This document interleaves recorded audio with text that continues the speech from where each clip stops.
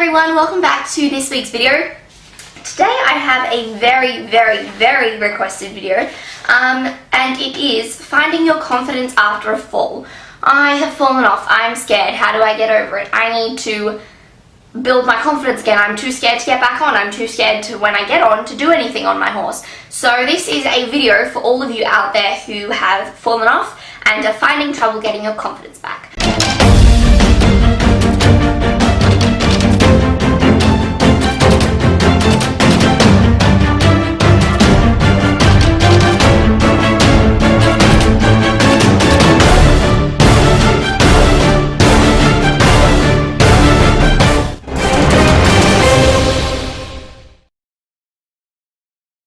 Just before I start this, I want to say where I've kind of found these tips from over the past year or so, I reckon. So first thing is YourRidingSuccess. I've gotten a lot of these tips from her. I have a book. Okay, I have a book called The Power of Positive Riding or something. I don't know. I'll find a link to it and put it in the description box, but I've been reading that as well. And these are a lot of tips that I have come across that I think are really effective, active ways to get your confidence back after a fall. The first tip is get back on. As soon as you have fallen off, unless you are hurt, get back on the horse. Don't let your brain start interfering quickly and being like, hey, actually, if you get back on, you're gonna die. No, you have to get back on straight away. You gotta snap out of it. You gotta let it happen quickly, because if you sit there and you dwell on it and you go, should I get back on? Eventually your brain's gonna tell you you can't, and you shouldn't. Because if you've fallen off and you've had a bit of a shock, then your brain's telling you don't get back on, just sit here and rest. But no, you've got to snap out of it and get back on, do what you need to do. You can deal with it later. Just get back on, ride, go. Do what your instructor tells you. The second tip is realize that after you fall off and you have lost your confidence, you solely need to work on you, not your horse. So if you are, this isn't a video for people who want to prevent their horses from doing the thing that caused them to fall off. This is a video for you and building yourself, building your rider image, building your confidence within yourself. This isn't about the horse. So realize that in order for you to build your confidence after you've fallen off, it's something about you, it's not about your horse. Okay, the third thing is understand why the horse happened. Was it an uncontrollable factor? Could you have prevented it? Was it a spook? Was it an issue with your steering? Why did the fall happen? You need to first acknowledge that. After you have acknowledged that, the fourth thing is what can you learn from the fall? What can you do to prevent it in the future? How can you better sit to it? So if you fell off because a horse bucked, is there a way that you can engage your muscles so that you can get stronger and hold the buck and not fall off? What do you need to do to get to a state where you won't fall off in that situation? How are you going to improve? So once you've identified it, then look at ways in which you can improve the situation. I'm going to use the example of I fell off jumping in the park and now I have no confidence, is what the example is for this video. So the fifth thing is have a positive belief. So if you have fallen off in the park, your positive belief is going to be, I love jumping in the park. I love jumping in the park. And every time a little negative thought pops in, you're going to use that positive belief to combat it, knock it out of the way. You love jumping in the park. And you're going to retrain your brain to say, hey, I love jumping in the park. This is fun. This isn't scary. This is great. So that's that. The sixth thing is have a positive expectation. So sure, it's great to say, I love jumping in the park, but you want to create an experience where jumping in the park is fun. So say, I love jumping in the park. I can hear all the kookaburras in the park. It sounds beautiful. I can smell the fresh grass. I can see the sun. I feel happy. My horse feels happy. Create a positive expectation. So an environment, an experience in which you do love jumping in the park, if that makes sense. And that positive expectation, if you continually remind yourself of that expectation when you're riding, you're going to start retraining your brain to think, hey, I need to focus on all the positive things going around on me, not the negative things. I'm not going to focus on, oh, I might fall off going up to that jump. I'm not going to see my distance. I'm going to focus on, hey, I love jumping in the park. It's fun. This is about getting confidence back. This is about making it fun again. So, yeah. Don't give something meaning that doesn't need meaning, something like that. And basically what that means, for example, let's say that my horse shies because a bird flew out. I can either say, oh my god, that was my horse trying to kill me, he wants to get me off, he's shy, he wants to hurt me, I need to fall off. That's what that means.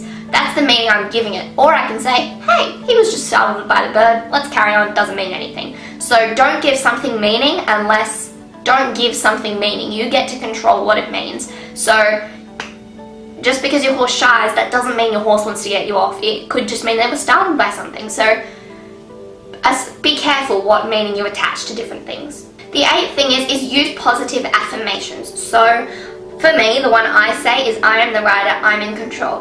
Like I said, that doesn't mean, I've actually did a whole video literally just on that quote, so I'll leave that in the description box. But that doesn't mean I'm in control of my horse. That means I'm in control of how I can respond to the situation, which means I'm in control of how I handle it. So yeah, you are the rider, you're in control. No one can tell you how.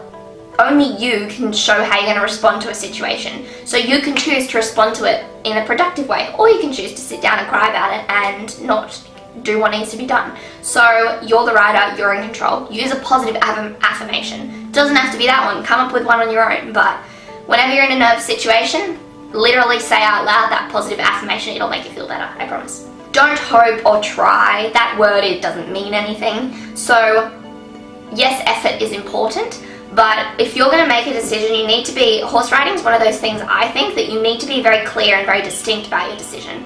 So if your horse is nervous about something and you're not clear on it, it's not going to work. It's the horse, you don't even know what you want, how's the horse going to get what you want? So for example, let's say you've fallen off jumping and you get back on and your instructor's like, hey, go jump that oxer.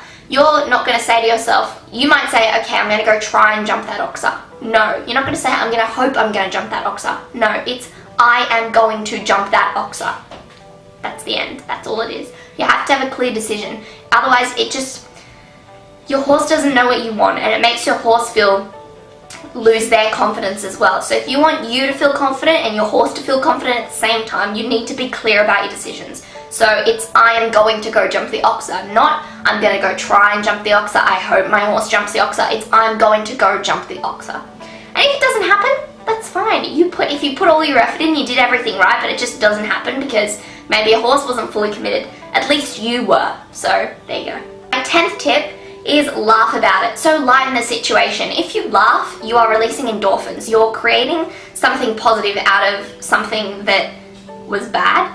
It doesn't have to be bad. You don't have to look at a fall as a bad thing. It can be a good thing. You fell off, you learned something, you get to keep going with it. So laugh about it, lighten it up. Surround yourself with people who, when you fall off, they're not going to laugh at you as in mock you, but they're going to be like, oh my god, that was hilarious, and like make you feel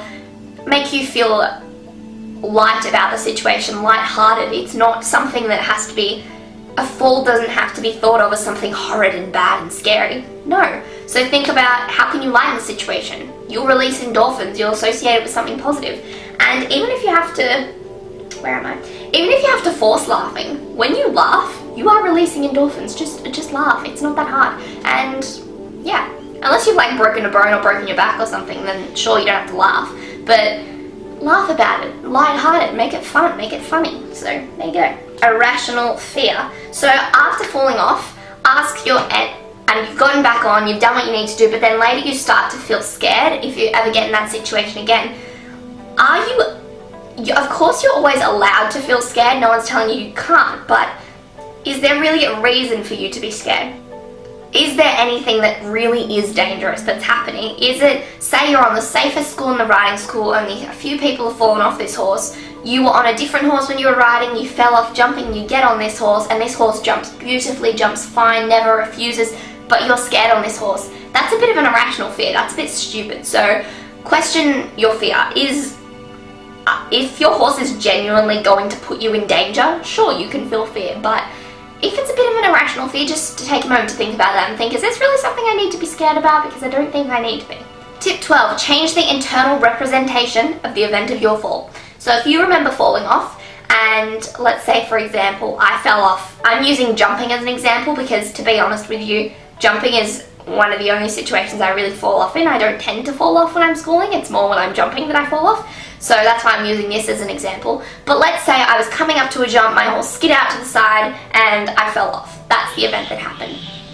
In my head, I could be like, hey, so I was coming up to the jump, I was absolutely terrified. My horse last minute decided he wanted to kill me, went out to the side, I fell off, I felt my I don't know, I'm just using an example. It could be I felt my ankle break, I sat there crying, my horse ran away, my horse didn't want to come back to me.